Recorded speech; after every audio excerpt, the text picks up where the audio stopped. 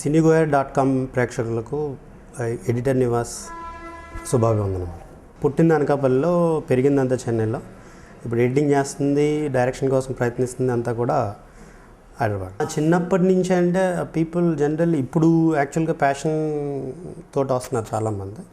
When I have joined in it, I was not joined it with passion. Actually I joined it for a bread. So మా father నన్ను ఇంక చదివించలేని పరిస్థితుల్లో ఆయన చేతులు ఎత్తేసాక మాకు తెలిసిన ఒక ఫ్యామిలీ ఫ్రెండ్ తోటి ఈ said that one of my son is here and make sure that he earns his own bread. So that person took me to editing room in a scorching sun of Chennai anamata. The middle of the summer season lo తీసుకెళ్ళగానే first he took me to the editing room. దీన్ని editing room అంటారా అంటే ఇక్కడ నాకు పని ఇప్పిస్తున్నారా అని అడిగాను. అవును ఇక్కడే ఇప్పిస్తున్నా అంటే నేను ఇక్కడే చేస్తాను, ఇంకెక్కడే చేయను. Because what I like this the air condition.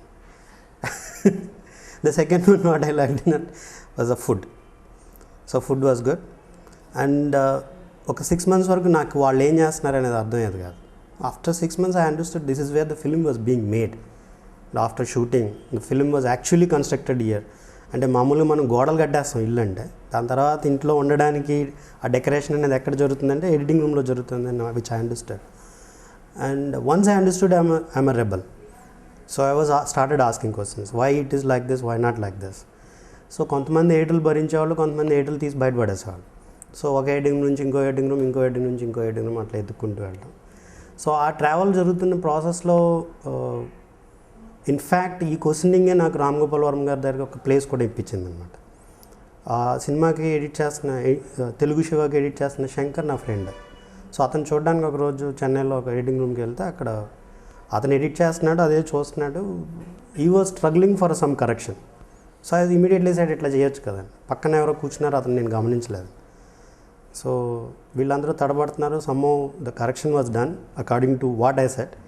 దాని తర్వాత ఆ వ్యక్తి పక్కన కూర్చున్న వ్యక్తి బయటకు వచ్చి అడిగారు, మీరేం చేస్తుంటారు? నేను ఎడిటర్ అండి అని. So that is Ram Gopal Varma.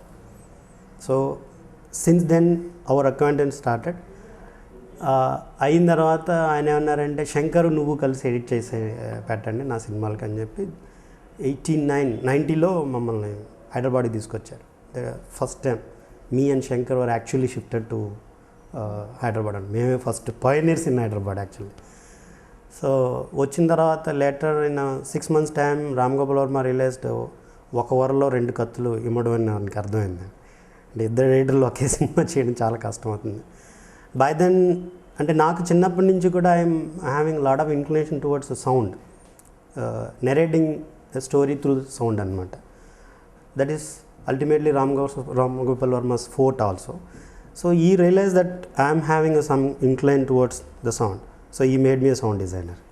That is how I became a sound designer. Till that moment of time I was only a Nivas. Generally I am Srinu అని పిలుస్తుండేవాళ్ళు చెన్నైలో అంతా కూడా. క్షణక్షణం వాజ్ ద సౌండ్ డిజైనర్గా నేను ఫస్ట్ ఇదైంది. అక్కడ రామ్ గోపాల్ వర్మ గారు ఏమంటే మీరు చెన్నైలో ఎక్కువ పెరిగారు కాబట్టి మీకు తెలియదేమో, ఆంధ్రదేశంలో అంత శ్రీనివాస్ని ఎవరు శ్రీనివాస్ అని పిలవరు, శ్రీను అని పిలుస్తారు. అలా పిలవడం నాకు ఇష్టం ఉండదు. I want to stylise your name. I said as long as it sounds styled, it sounds good, meaning change అవ్వకుండా ఉంటే కనుక I'm ready for the change అని. దెన్ ఈ change me the Nivas. So దానికి మళ్ళీ ఇంకొక హిస్టరీ క్రియేట్ అయింది. నేను ఆయన దగ్గర నుంచి బయటకు వచ్చేసిన తర్వాత ఈ క్రియేటెడ్ అనదర్ ఈ నివాస్ అనమాట. Obviously he only know the reasons why he created another Nivas, but otherwise I'm the first Nivas for the industry. ఇప్పుడు యాక్చువల్గా చెప్పాలంటే అండి, అది అకేషనల్గా నేను కొంతమంది ఫ్రెండ్స్కి మాత్రం చేస్తున్నాను, సౌండ్ డిజైనింగ్ కానీ ఫిల్మ్ ఎడిటింగ్ కానీ. Otherwise I stopped editing films long back. Almost year 2000లో నా సినిమా సొంతంగా ఒక సినిమా ఒకటి తీసి చేతులు కాల్చుకున్నాను బాగా. దట్ ఈస్ రూపాయి అని చెప్పి.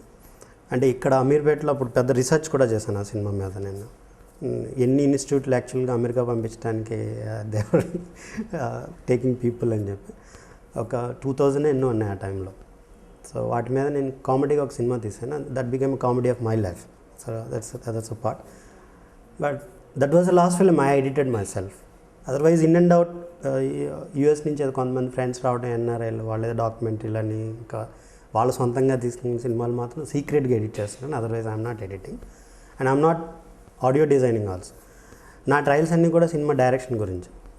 Because when I was with Ram Gopal Varma sound designing కోసమని స్టోరీ డిస్కషన్స్లో కూడా కూర్చున్నప్పుడు ఈ ప్లేస్లో ఈ సౌండ్ రావాలి, ఈ ప్లేస్లో ఈ సౌండ్ రావాలి.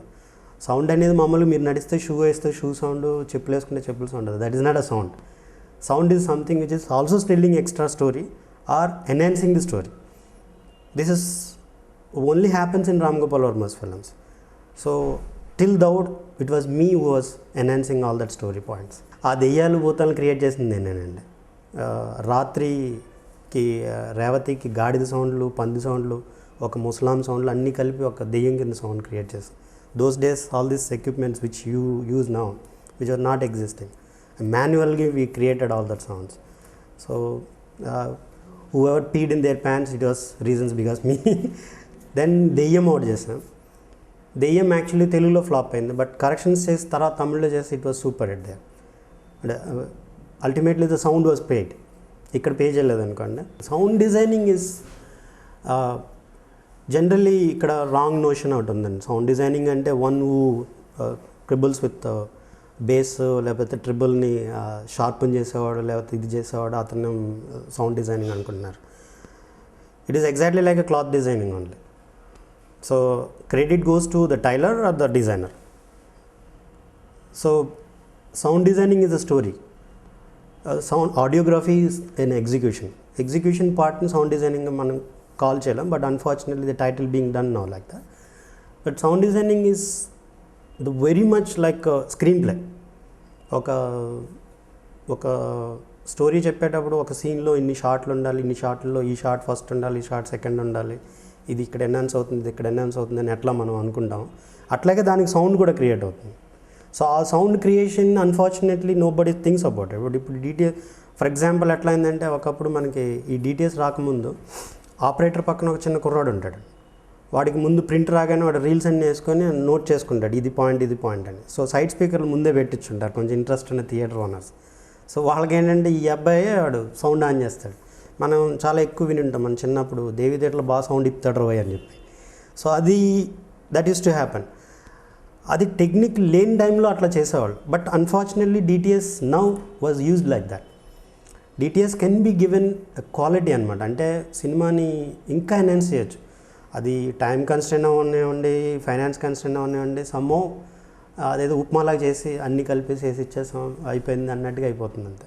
ఇప్పుడు వర్షం వస్తే వర్షం సౌండ్, ఇది వస్తే ఇది సౌండ్, అది ఎట్లాగో వస్తుంది. అది it is not that. You can create wonders in it, which is unfortunately not happening. I'm frank with you and frank with the cine goers also. That is not happening. మీకు అంత డీటెయిల్డ్గా అంత బాగా sound designing ఈ మధ్యకాలంలో జరిగిన cinema అంటూ చెప్పాలంటే కనుక, మధ్యకాలంలో అంటే ఇంకా చాలా రోజులు అయింది అనుకోండి, it is Lagaan was the last film. You can see sound designing in it. Through sound the story told so many places. దాని తర్వాత ఏ సినిమానే లేదు. మీకు వాళ్ళు సముద్రంలోకి వెళ్తే సముద్రం సౌండ్ వస్తుంది, వర్షంలోకి వెళ్తే వర్షం సౌండ్ వస్తుంది. It's not that. Even without anything also you can create. దెయ్యం సినిమా కానీ రాత్రి సినిమా కానీ there was no visuals of దెయ్యం coming. Actually, the sound was created.